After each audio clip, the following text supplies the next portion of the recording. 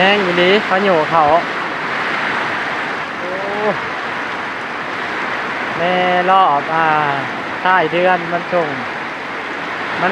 จะตกวันที่25กับมื้อนี้ฮอด27แห้งอยู่ดีพี่น้องเอ้ยโอ้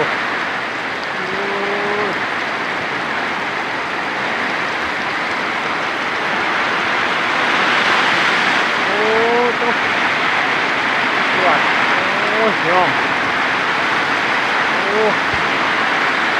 โอ้สิเหลือกี่นี้นี่ฮะ